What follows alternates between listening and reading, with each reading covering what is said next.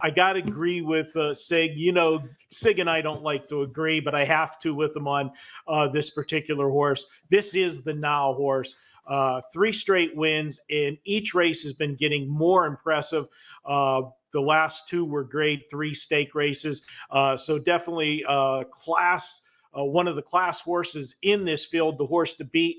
Welcome in. How many of you are looking forward to the 149th racing of the Kentucky Derby? I know we are. The Pony Pundits are at WagerTalk.com, and we've got previews for you. We've got Contenders, we've got Pretenders, some Longshots, a whole lot of ways to make money this weekend here at WagerTalk.com, especially with these 2 gentlemen here as the pundits, Marco D'Angelo and Sig, back at it again here, gentlemen. I will never admit this to anybody, but I did kind of miss you 2 asses here.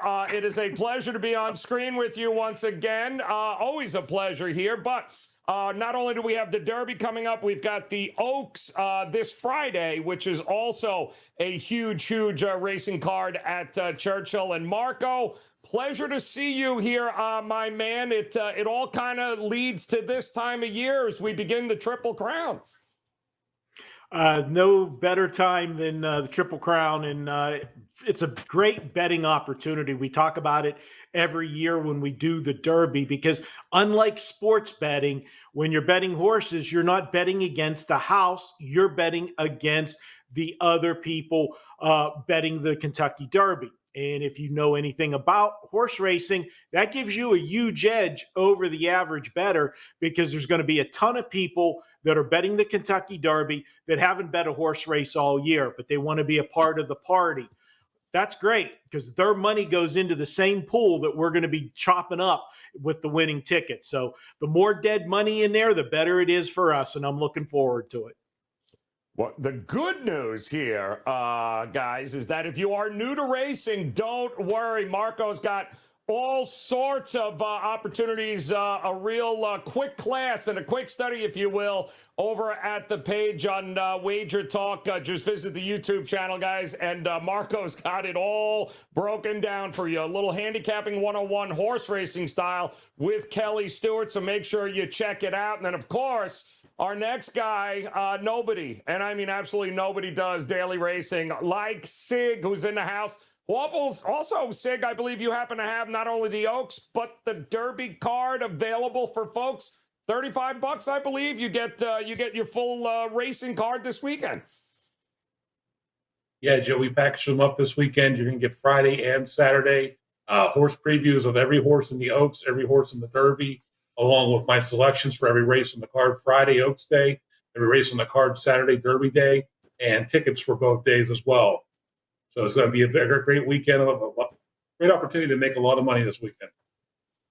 Absolutely. All right, guys, we're going to give you a couple of ways that you can hop on board and partner up with Marco and Sig, but we do want to dive in here to the Oaks. Why? It's Friday, and we're excited. We want to talk some horses here, and we are going to do the 149th post positions here of the Kentucky Oaks. And Sig, I'm going to start with you here, because we usually on the show we like to go through each and every horse on the card, but no need to do that, because I believe you have narrowed this down to your favorites for the Oaks. So break it down for us here, Sig. Tell me what we're looking at with the Kentucky Oaks here on Friday.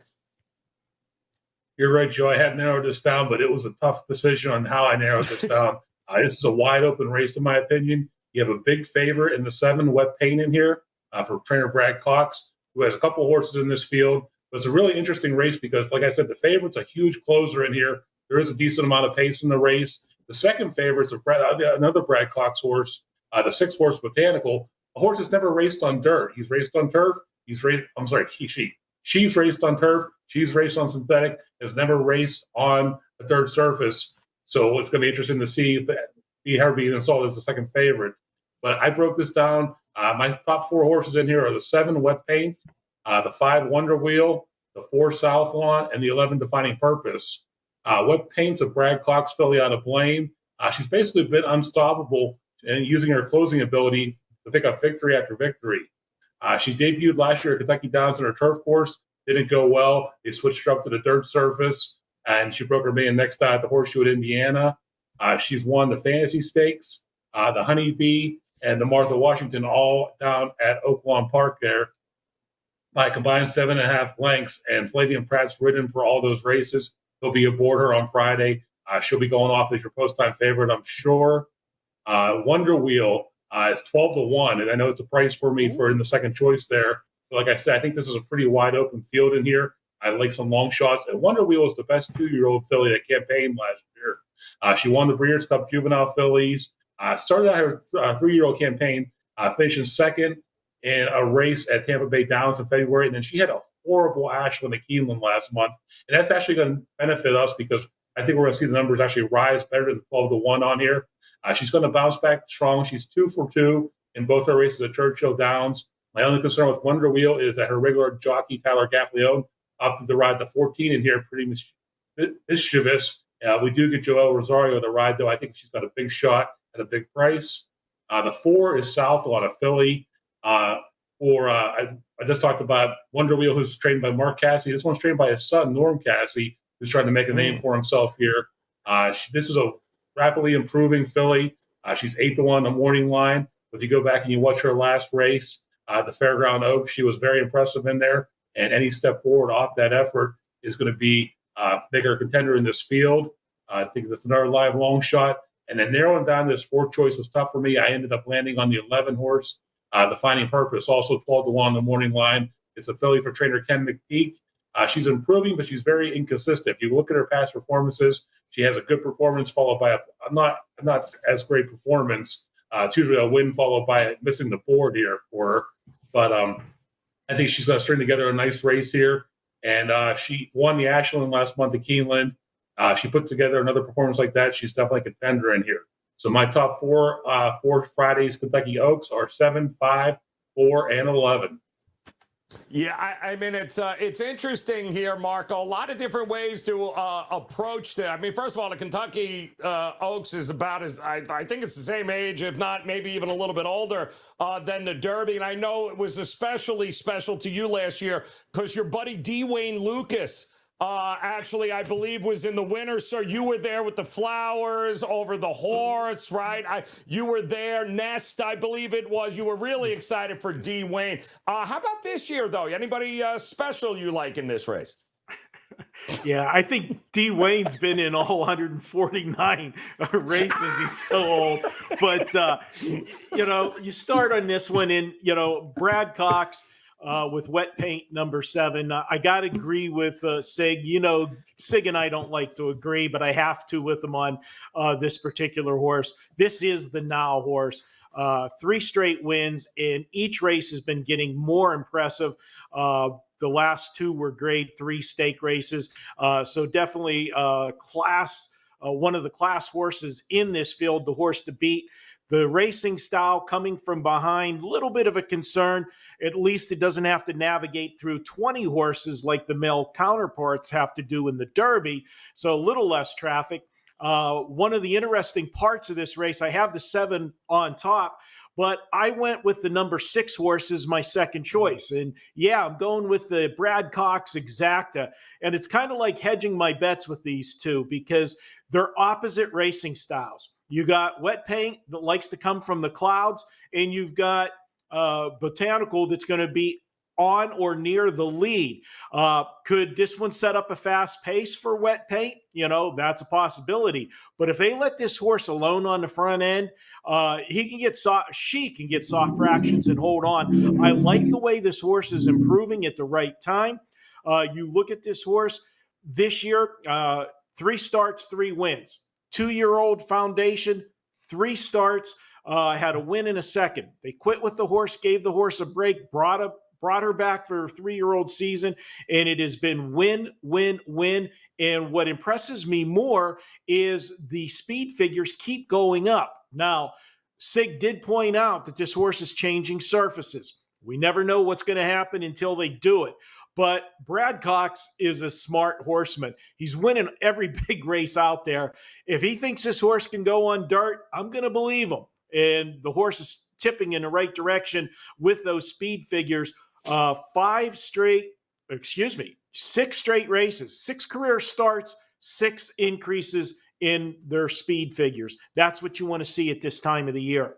For the third spot, I went with number 11, Defining Purpose. This is a horse. You look at this horse, Kenny McPeak brings this horse in from Oaklawn Park. Had been racing. Last start at Keeneland was a best race of the horse's career. And Sig mentioned about this horse being inconsistent, in and out, not putting, a couple races together in a row. One of those reasons I think we're going to eliminate, because we've got Brian Hernandez on, who was on this horse in her last start. Keep calling these horses that's Saturday's race. But what I like is, no total disrespect to David Cabrera, but I'm not a big fan of his. Hernandez is a much better jockey, and I think this driver jockey change is huge, and I look for another big outing. And from the outside, I think the horse will leave, find position in a stalking position, maybe sitting third or fourth, and might have a jump on wet paint when they're turning for home. So I included the 11 on my ticket. In closing it out, I went with number 4 horse, and that was South Lawn. And this is a horse that Sig and I did agree with also. What I like about this particular horse, again, you've got a horse that's done nothing wrong this year, 2 for 2 in starts. Notice I said 2 for 2. They gave the horse a little break after the 2-year-old campaign, which they actually had 5 starts with the horse at 2. That's generally a lot. They started a little earlier than most, but they shut the horse down and came back, brought the horse back for the 3-year-old season. This is the 3rd start off the layoff. How many times have I preached this? The best outing in a horse's form cycle is 3rd off the layoff, and that's what you got here. Horse is heading in the right direction, had its highest speed figure in its last race out. That was the first time the horse faced Graded Stakes Company. And as Sig said, Norm, son of Mark, is trying to make a name for himself. Well, he made a big name for himself for me when he married Gabby Gaudette. So that's, that gives him status for me. I'm impressed with what he's accomplished. Listen, Wonder Woman. We got 7, 6, 11, and 4 for Marco here. Sig, it appears you and Marco are on the same page with wet paint here. Does that worry you at all? That actually does not worry me. Botanical does worry me a little bit, but I think the way I see the face setup coming here, that's not going to be as much of a problem. But, Joe, let me add one more thing in here. Guys, you remember last year's Kentucky Derby? A little horse named Rich Strike snuck in, also eligible list last year. Happened to pull off a huge upset. And you remember him passing Epicenter, Marco's Derby choice in there, right in the lane? There's a horse number 16 on Friday's card, Julia Shining for trainer Todd Fletcher. Right now, she's on the also eligible list. If she draws in, she may move up to my top selection, or at least my second selection in here. She's only raced 3 times here as a 3-year-old, but she was right behind Defining Purpose in last month's Ashland and is rapidly improving with each start. If she draws in, you got to have her on your tickets, and she's definitely a threat. If you go back and look at that last race, he had a tremendous stretch drive, dueling with another horse all the way down the stretch, verifying and finally putting his head in front at the wire. Very game horse, a lot of heart, comes from a great barn. And you want to talk about, being bred. I'm a big fan of the Tappet horses, and so were the people at the sale, the yearling sale. This horse was a $1.3 million purchase as a yearling. So they've got 800 and some thousand of it back. They could get all of it back right here on Saturday. All right, welcome back in here. It is Pony Pundits time, the Kentucky Derby to 149th racing, and we are excited for Saturday. A lot of different ways to attack this race card here, but we have been doing this for a little while, and we have always found that separating some contenders is a good way to approach it. And of course, everyone's favorite, some long shots. Now, we don't want to have to go through each and every one, but we have narrowed down 5 contenders that these guys are going to go ahead and give you their thoughts on. And then we've got 5 long shots we're going to go ahead and give you some thoughts on. And you don't want to miss these, because these guys have handicapped this entire race, all 732 horses here, and they have narrowed them down to the contenders and long shots. You are going to want to hear what they have to say. But don't forget, I had mentioned earlier, too, Sig does this each and every year, guys. He has the opportunity for you to grab his guide, the Kentucky Oaks, the Kentucky Derby Preview and Wagering Guide. $35, guys, at his page right now.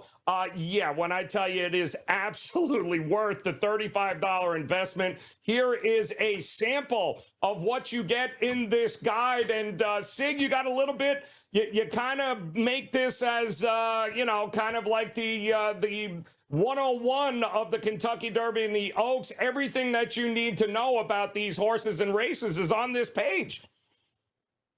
Yeah, Joe, I try to break it down, going through every horse. Number one, it helps me with my handicapping, just to go back and refresh myself on some of the races and their history. But it's also great just to have an idea of how a horse got their way into the starting gate at the Kentucky Derby, what to look for positive with them, what the negatives are, what possibly what the horses here are.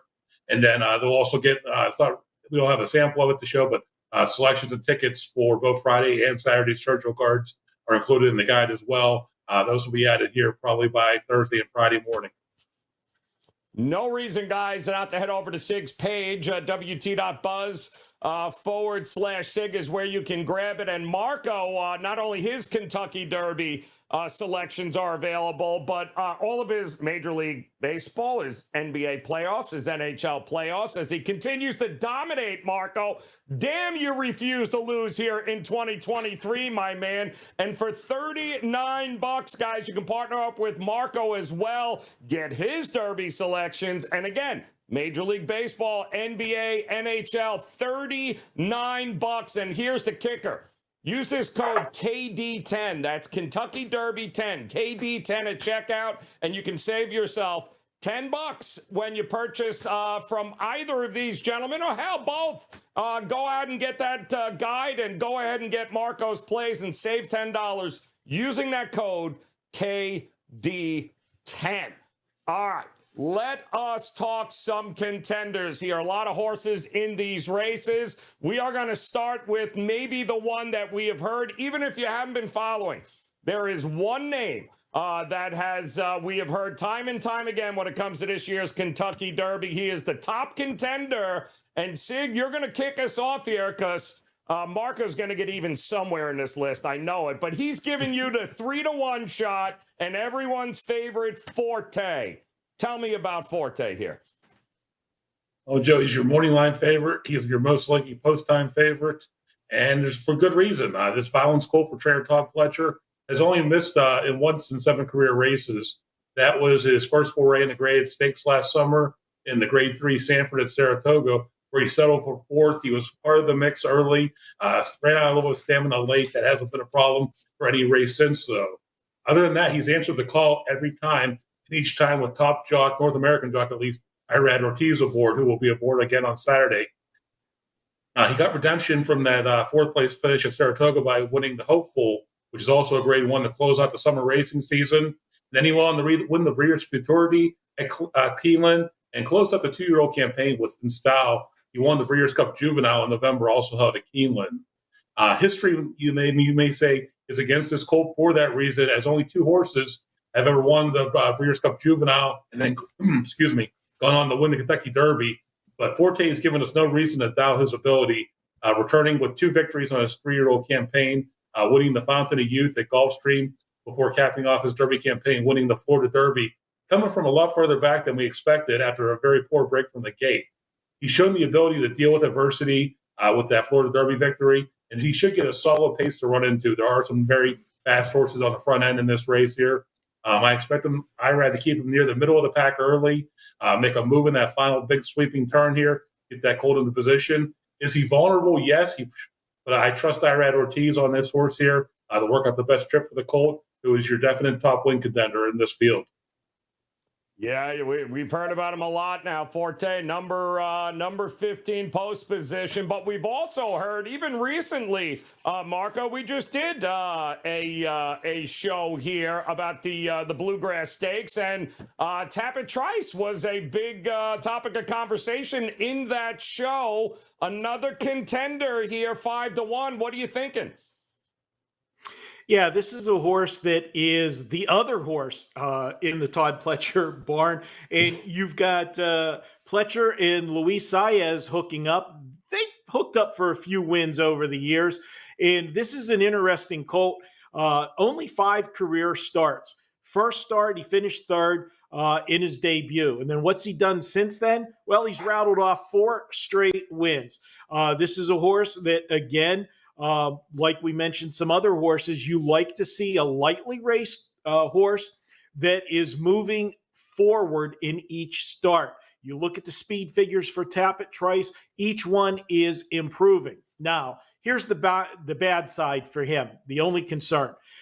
This is a horse that's going to be probably mid-pack, but he's going to break from post position 5. If you've watched his races, this horse seems not to like being down at the rail. They've moved the horse to the outside in all of his races when they were making his moves. In fact, in the last race, he actually had post position 1, and they ended up having him 3 or 4 wide in the last turn. So that's a little bit of a concern. Anytime you race wide, you're giving up ground. But when you're in a 20-horse field, you might not be able to get yourself to the outside where he likes because you know when that gate opens in a 20-horse field, all those horses from the outside, it's like a big wave at the ocean. They're all trying to get down to the rail, and sometimes those inside horses get buried alive, and then they can't find their way out. And if you're a horse that doesn't like tight quarters, that could be even more problematic. So that's my concern with this one. But I think Luis Saez will ride him hard enough out of the gate to try to get himself in a position where he could be in a 2 or 3 path. And then when he sees an opening, he can get the horse to the position he wants to be outside of horses. If you go back and look at that last race, he had a tremendous stretch drive, dueling with another horse all the way down the stretch, verifying and finally putting his head in front at the wire. Very game horse, a lot of heart, comes from a great barn. And you want to talk about, being bred. I'm a big fan of the Tapit horses, and so were the people at the sale, the yearling sale. This horse was a $1.3 million purchase as a yearling. So they've got 800 and some thousand of it back. They could get all of it back right here on Saturday with the win. Yeah, well, it's Tapit Trice there, Marco, at 5-1. Certainly a horse you cannot not look at, but you can't not look at the Arkansas Derby winner, Angel of Empire, either, can we here? 8-1 on the morning line here. What are your thoughts here, Marco, on Angel of Empire? Yeah, man, I got a lot of Brad Cox horses this weekend, but why not? He's, he just keeps winning races, and this is a horse that has really progressed quickly. 6 career starts, 4 wins, 1 second. What I'm looking at is the last couple races. You had 2 back at the fairgrounds, an easy win. Luis Saez was on the horse. Now, we know Luis Saez is on Tapit Trice, so they picked up a different jockey for the race there because Saez was going to stay with Tapit Trice. They picked up Flavien Prat. He wins with the horse going away. Horse came from out of the clouds, made a sweeping move in the last turn, and then just absolutely drew off with ease. That race, it's one of those ones after you watch it and you watch the move that horse had, you just go, whoa. And if he moves forward off of that, we're going to see an even better race here. Past performance speed figures, they're going in the right direction. Every one of his 6 starts, he's gone faster. Here's the key why I like this horse so much. I mentioned Flavien Prat. He was riding another horse that's in this race. That horse is undefeated. he picked off that horse to take this one. That's a big handicapping factor for me. If you understand the business, these guys make their money by what the horse earns in the race. So he's telling us he feels the best shot for him to win the Kentucky Derby is on this horse rather than King's Barnes, who he had been riding. I'm going with Angel of Empire here. You got to put this horse on your ticket. You've got a hot jockey. He's making a choice between two horses, and you got one of the best trainers in the country right now in Brad Cox. That's a pretty potent combination. Yeah, well, you can't ignore those situations here, guys. It's they're swapping for a reason there, Marco.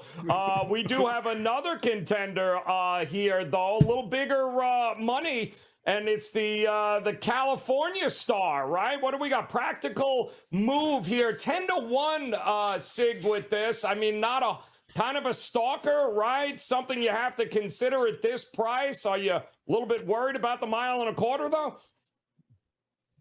I am not here, actually, Joe. This is a horse. I mean, I think if you don't want a horse flying under the radar on Saturday, you got to take a look at Practical Move. With trainer Bob Baffert being banished from racing in Kentucky for the past 2 years, a lot of the horses and a lot of the attention that West Coast racing normally gets has not been thrown towards Santa Anita this year. This is a horse I think that's running on the radar. California, the West Coast racing has lost a little of that luster without those Bafferts, but his one horse, Reincarnate, ended up in the Tim Yakteen barn. This is also a Yakteen horse, but this is actually a horse that Yakteen's had since they purchased the Connections purchased him, and he's brought this horse up on his own and trained him on his own. He's a former Baffert assistant here. He's going to want to make a. I mean, like I said with Norm Cassidy when we talked about the Kentucky Oaks, Yakteen's still trying to make a name for himself. He did have two horses in last year's Kentucky Derby starting field in Taiba and Messier. They were both Baffert horses that were transferred to Yakteen. In this case, like I said, this is a horse that he's brought up on his own. He's looking to make a name for himself here. Practical Move's out of Practical Joke, which was a pretty good horse. He's actually probably a better sire than he was actually on the racetrack, and he was pretty successful on the racetrack here. He took some time getting his first win, which a lot of colts do. It takes them some time to get the education, figure out what they're doing on the track. But once he did that, he's figured it out here. It seems like he's doing very well. He got his first win in the Los Alamitos. First win. He got it impressively in the Los Alamitos Futurity, which was a grade 2. So he broke his maiden in a graded stake. And then after that, he got a third. Excuse me. I got a little confused here. He got a third place finish in the Bob Hope and then won that Los Alamitos Futurity. Came back for the Derby Preps of Santa Anita this year. He won the San Felipe in March by 2 lengths, and then won the Santa Anita Derby last month, holding off a strong challenge from both Mandarin Hero and Skinner coming down the stretch here. He's the only horse in this field that has 2 triple-digit buyer speed figures to his credit coming in here, which has been one of the things I look at when I'm trying to figure out who my Derby horses are here. I think Practical Move's got a big shot at a big number that may even tripped up a little higher on Saturday. Practical Move's a contender, in my opinion. Well, it's we got 4 contenders that we went through here, guys. Forte, Tappic Trice, Angel Empire, now Practical Move. We've got 1 left, Marco, and I'm coming your way because I believe you were in Japan when this horse was born. We should also mention, I don't think we've ever had a UAE winner, have we, here at the Derby? Hey, there's a first time for everything. What do you think about this number 17? Well, that figure is actually 18. 0 for 18 are the Japanese horses in the Kentucky Derby. So why do I even talk about this horse?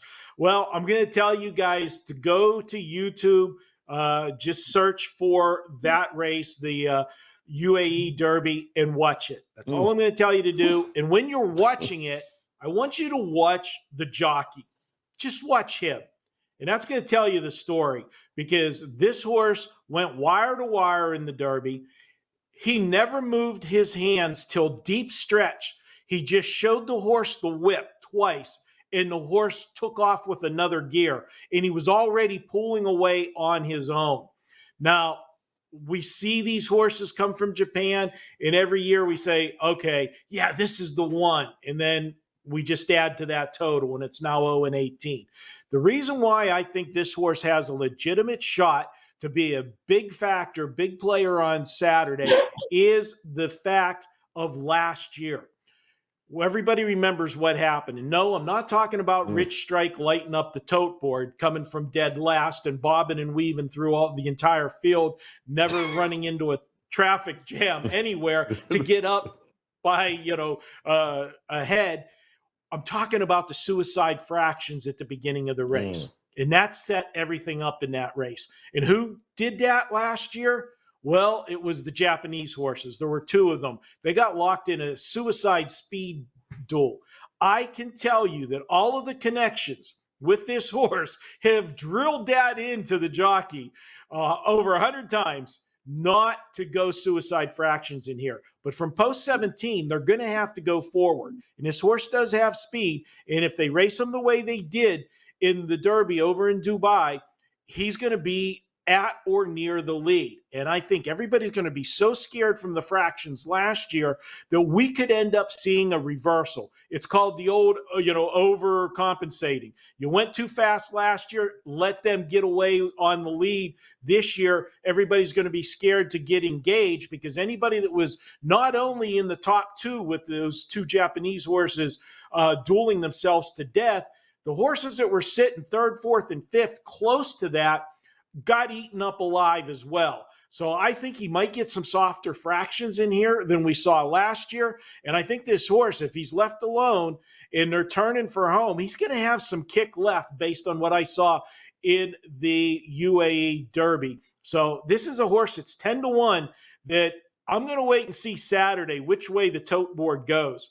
If this horse drifts down, there's going to be some serious barn money looking at this one. Might be a live play on the ticket. I will have him on some of my tickets for sure on Saturday. Yeah, it's going to be interesting to see. I mean, post 17 there on a 10-1 shot should be one hell of a race. But those are the contenders. Got some long shots, guys. We're talking about some the exotics here. There are a few horses in this race that you kind of can't ignore here, Marco, as live long shots. And Sig, I'm going to start with you here for our long shots with the number 3 horse here, 2 fills, 12-1 on the morning line here. What are you thinking of this horse? Yeah, Joe, you can't overlook the long shots here. 2019, if you guys remember, Country House got up after the disqualification, maximum security, and then last year Rich Strike got in off that also eligible list at 80-1. They both paid some big prices here. But guys, Chad Brown, Todd Pletcher, Brad Cox, Bob Baffert, these are all names that you hear year after year on the Derby Trail. Larry Ravelli, one name you may not know, and that's because this is his first Kentucky Derby as a trainer. Also, jockey Jareth Loveberry. May not know. First Kentucky Derby as a jockey here. They're both the connections here on 2 fills. Who's 12-1 here on their morning line. He is the working man's horse. He's consistent. Has hit the board in his last 4 races, all graded stakes, including a win last out in the Jeff Ruby Stakes at Turfway Park, which earned one of only 3 triple-digit buyer speed figures in this field. The other 2 belong to Practical Move, which was one of the contenders we covered earlier in the show here. The only 2 times this hard-spun colt has missed the board in his career were in his debut last June at Churchill Downs and in his first attempt going from a sprint distance to a route distance, which was in the Greater One Breeders' Futurity at Cleveland last October. His speed figures can be suspect given that his best occurred on a synthetic surface over the Tapeta, but there's no denying that this colt shows up ready to race every single time they put him in the gate here, and that's a credit to his connections. While he may not be able to win the race here, I think he's definitely live and a horse that you need on all your exotic tickets from the spot 2 all the way down to spot 4 or 5, depending on which way you're playing your exotics, just based upon his consistency. And who knows, if the price is right, I may have a few bucks for this colt to win bring the upset here. Ooh, all right. I like. See, now you're talking our language here. And how about it, Marco? A horse I saw race down here in the Florida Derby there, 15-1. I think coming out of the number 8 spot here, post position number 8. What do you? Not a whole lot of races, but what do you think of this one? Well, this is a horse that only has 3 career starts, didn't race it 2. So you're racing against history there because there's only been a couple horses to ever win the Derby that didn't race it 2. But Joe, you mentioned that Florida Derby in only 3 career starts.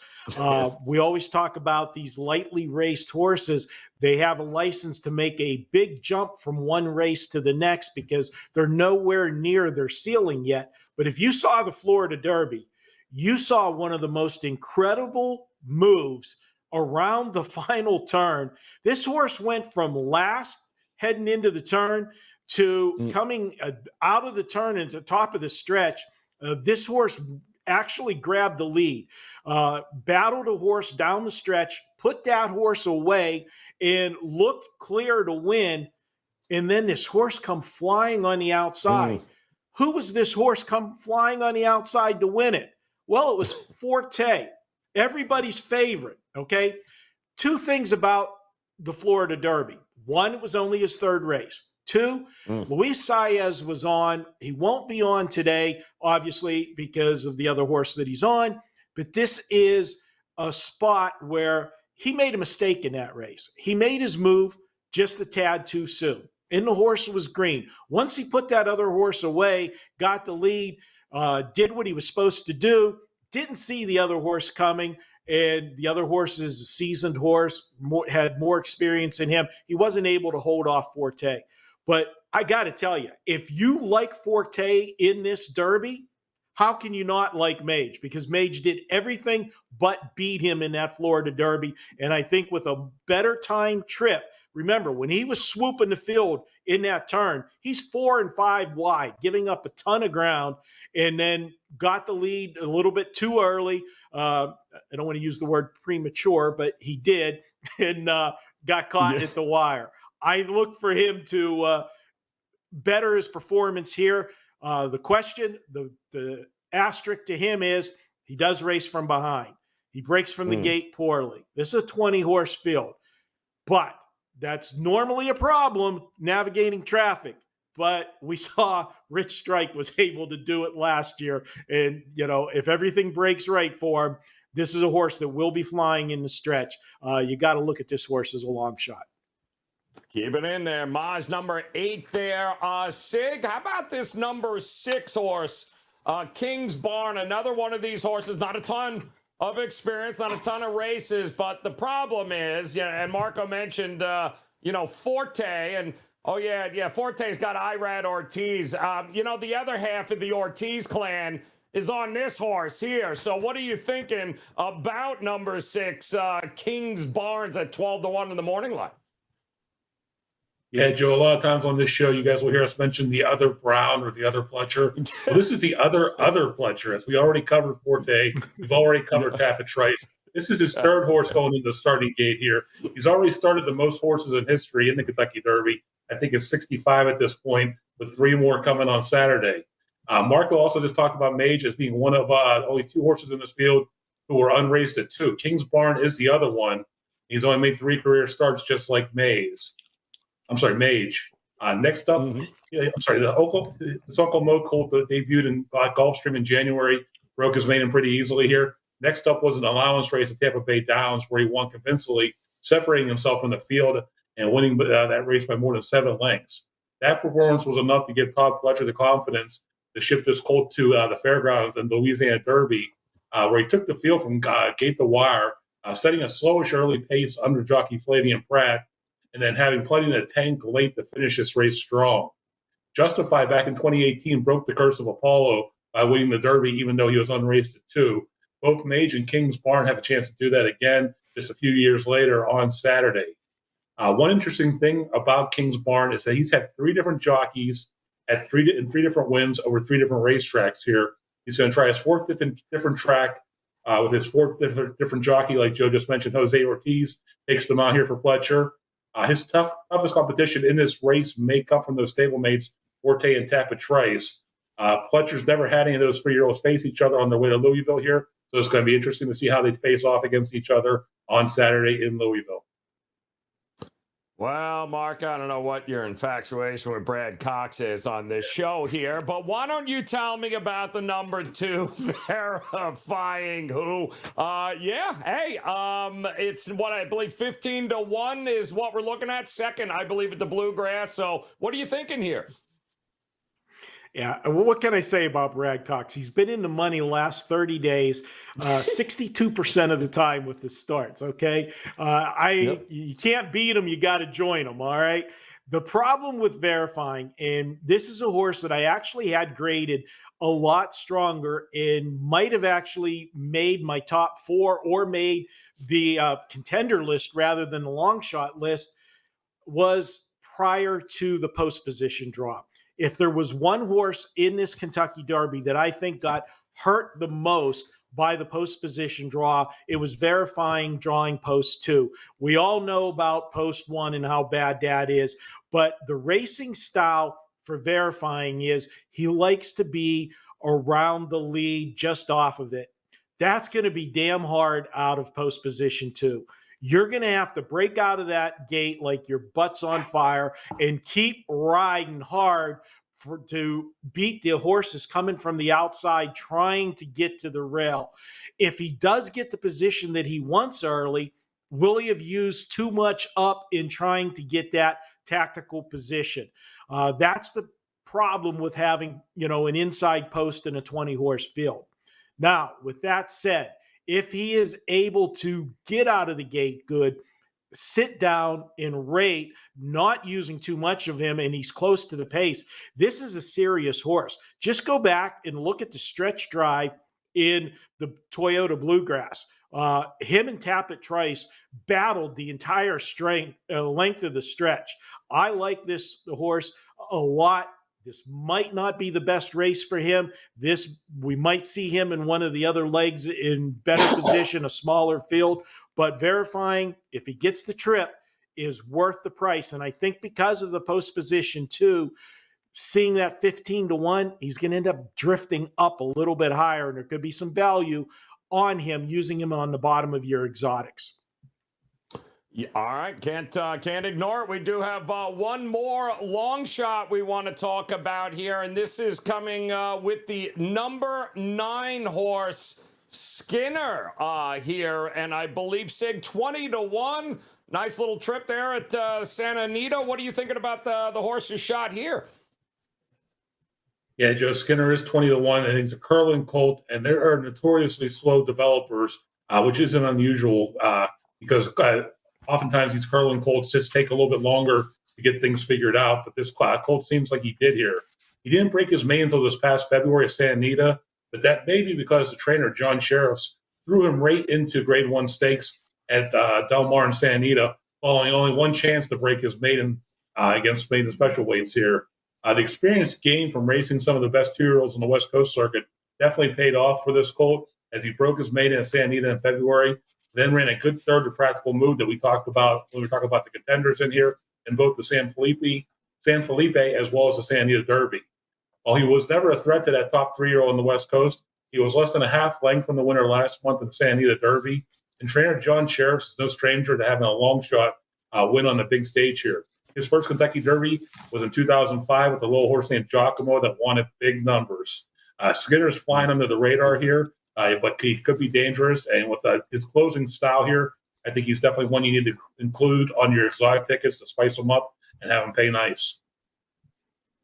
So we've got 5 contenders, and we've got 5 long shots here that we broke down for you. Now, coming up, we're going to put it all together here, guys, and figure out what is the card. What is Marco looking at here in this race? What is Sig looking at in this race? We'll come back and we'll go over those cards with you, putting it all together. In the meantime, head over to WagerTalk.com. Take advantage of both Marco and Sig and their weekend filled with racing. We told you about that racing guide available right now for Sig. You want to take advantage of that for the Oaks and the Derby. And of course, Marco, it's not only all his picks here.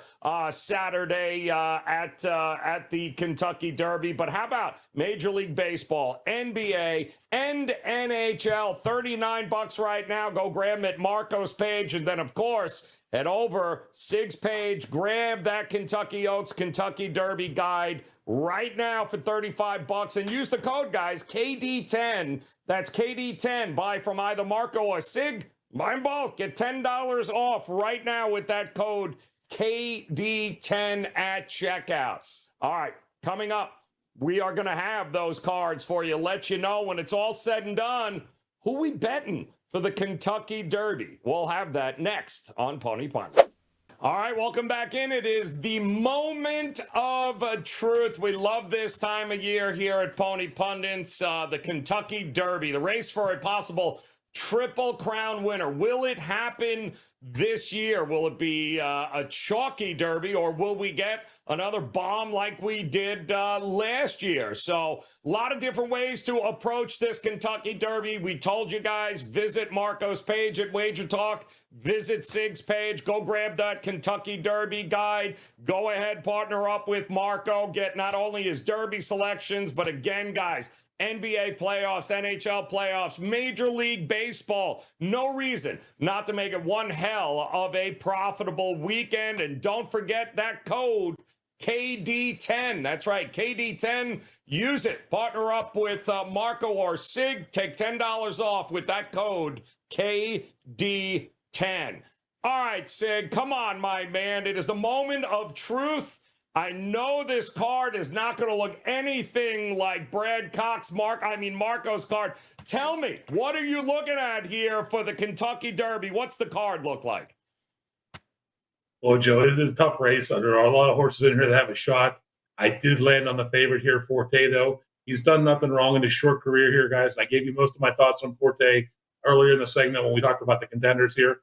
But a few things I didn't mention here that I like about this horse. By far, he has the best stride of any horse in this field. And don't discount the fact that Irad's been on this horse for every race of his career. He's super familiar with this horse. He knows exactly when to push that button, when to go. And when speaking of pushing buttons here, this horse isn't going to have a problem with the added distance. He's going to get a nice mid-pack ride here. And he basically responds when prompted. Like he has more in the tank here or an extra gear, kind of like pressing the nitrous button in a race car here. This horse just explodes when he is asked for more here. Forte's the horse to beat on Saturday here, guys. I used him on top. My second choice in here is the 3-horse, Two Phils. Covered him in the long shot segment. I'm a huge fan of this horse consistency here. Trainer Larry Ravelli has him ready for each race. While some may argue that his best race did come on a synthetic at Turfway here, check out those past performances for both those prep races he ran at the fairgrounds. He was in the mix at the top of the stretch in both of those against some of the top 3-year-olds that you're seeing in Saturday's field here. My biggest concern with Two Phils, though, is that they use him up early. He goes early because there is going to be some fast pace in here. A few horses are going to go right to the front here. If jockey Jareth Loveberry can get him basically a mid-pack trip and save something, keep a little bit in reserve in the tank here, I think Two Phils can make a big run late and definitely pick up a piece of your exotic tickets, if not a huge upset win. Like I told you guys, the 10 is my third choice. I think he's flying under the radar here because Baffert stopped racing the 3-year-olds this year on the Kentucky Derby Trail. So it hasn't got as much attention, but Sanita has produced a number of Kentucky Derby winners over the last 10 years here. It's been 3 times. Practical move, to me, appears to be improving with each consecutive start here. And like I said, with Two Phils, I'm going to have a couple win bets here on these longer shots, and I'll use them on the top of a few exotic tickets, which are going to pay nicely if they can spring the upset. My fourth choice, and I did debate this one forever, ended up being the 5 Tapit Trice, one of the 3 Pletchers in here. I have been agonizing between all the Pletchers in this field, and this choice was almost for me King's Barnes or a couple other horses. But my feeling is that King's Barnes is going to run with the early pace here. I think Tapit Trice, if you go back and you watch, he made a big closing move in that race at Tampa Bay in his second career start. I think he's going to try to use that closing ability here and make a late run into that faster early pace here. I just see a pace scenario like last year. They're going to go crazy fast up front. And once they reach that far turn here, the horses with more in reserve in the tank here are going to come running. Watch that Tampa Bay Derby again for Tapit Trice. He can turn it on when asked, and he will respond. My choices here for Saturday's Kentucky Derby are 15, 3, 10, and 5. Love it. 15, 3, 10, and 5 for Sig there. A lot of different ways to go about it. A lot of combinations there. Doesn't feel like, well, listen, if Forte doesn't win, Marco, it won't be a chalky race here. But could be a lot of money in this race. So tell us, point us in the right the right direction as to what your card's going to look like here. Well, I'll tell you what, I'm pretty sure that it's probably going to be a Brad Cox or a Todd Fletcher horse. If you go with one of those two trainers, you're going to be in good shape. My 4 horses for the Derby here in the show, and just so everybody understands, the difference of what we're giving you here on the show and what you get whenever you buy the plays. You're going to get the actual betting tickets that Sig is making and I am making on the race. A few years ago, $390 I invested in the Kentucky Derby. We brought back $9,000 that day for $390. That's a pretty good return on investment. Sig is giving you a bunch of pick 5 winners, pick 4 winners. You're going to get the construction of tickets. You just have to walk up to the window and make the bets or do it online. We make the work for you easy. But as far as the top 4 horses in this race, where I'll be having all of my attention as far as the win goes, I started off with number 14, Angel of Empire. I just go back and I look at it last race, and I look at how easy this horse rolled past the field in the turn and opened up and drew off. I'm a guy that I like Flavian Pratt. I think he is one of the top 3 jockeys in the country. The fact that he's picking this horse after riding him just once over the other horse he had rode that was undefeated tells me a lot. I'm going to trust him. I like what I see visually. I like the breeding on this horse. I like the way they paced this horse coming up to this race. He had 3 starts at 2, 3 starts at 3. That's the perfect number. We haven't seen the best out of this horse yet, and yet every race his speed figures keep going up. He's my win candidate. Right behind him, yes, is the obvious choice, Forte. I got Forte second. This is a horse that you can't fault what he's done. He's won 6 of his 7 career starts. He's going to be there for Todd Pletcher, Irad Ortiz. But I think the horse is going to get overbet because of Pletcher and Ortiz. They love to bet Irad no matter where he's racing at. So he's going to get the bulk of the bets, and not saying he's not worth it, but I think he's just going to be a little bit overbet, and I think there's value elsewhere. And speaking of value, as I said, if you like Forte, how can you not like Mage? This is a horse that in that last race did everything but beat Forte. Again, if he doesn't make that move as early as he did, if he didn't have to put another horse away first in the stretch before Forte came at him, how many times have you seen that in horse racing? You see 2 horses battle, and when the horse puts the other one away, they end up clearing and look like they're a winner, only to have a horse come off their back and catch them. It's that second horse that has the benefit, and that's what Forte had in the last race. He watched the other horse do the battle. Time it better. You gain more experience from that start. Remember, Mage only has 3 career starts. I think this horse is sitting on a big race Saturday. Just hope he doesn't get in traffic problems. And then for me, the last horse, maybe one of the most consistent horses, Tappet Trice. And as Sig said, this horse has a beautiful gait. Whenever he gets into stride, this horse is tough. He showed a lot of heart in his last race in a very tough stretch draw all the way to the wire. I like him in this race as well. He's got tactical speed. They got to find a way to get him out from the rail because he doesn't like that, breaking from post 5. But if he has daylight, he's going to be there coming down the stretch. Those are my 4 horses, 14, 15, 8, and 5. There it is, guys. Marco's horses, and Marco brings up a great point. Don't forget, if you're just joining us, make sure you go back, check out the chapter on the Oaks, because we gave you those horses they like too. Sig coming up with 7, 5, 4, 11, while Marco, he was also going with 7, only 6, 11, and 4. So you can get full descriptions about these horses and what these guys like about them here. Make sure you check out that part of the video here for the Kentucky Oaks, which is Friday this week. And of course, the 149th running of the Derby will be Saturday. And if you head over to WagerTalk.com right now, you can get Sig's Kentucky Oaks and Kentucky Derby guide. And if you haven't seen this here, guys, it is a fantastic guide that makes it so easy for you to follow along. It really is the total Cliff Notes version. And we love that, where you can just like this here, you get everything you need to know about the horses, everything you need to know about the positives, the negatives. I mean, great stuff for $35 right now over on Sig's page. Get it for both the Oaks and the Derby. And of course, Marco's got not only his Derby tickets ready for you, but he also has Major League Baseball, NBA playoffs, NHL playoffs. It is a loaded weekend of sports, and Marco's got you covered for $39. And if you use that code KD10, that's right, KD10 at checkout, you can take $10 off either any package for Sig or Marco here on this Kentucky Derby weekend. No reason not to make it one hell of a profitable Derby, one hell of a profitable